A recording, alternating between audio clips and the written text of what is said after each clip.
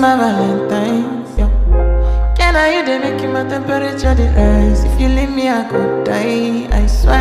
DJ You Yo, are like the oxygen I need to survive. I'll be honest. Your loving take totally me. I am so obsessed. I want to chop your kwabi.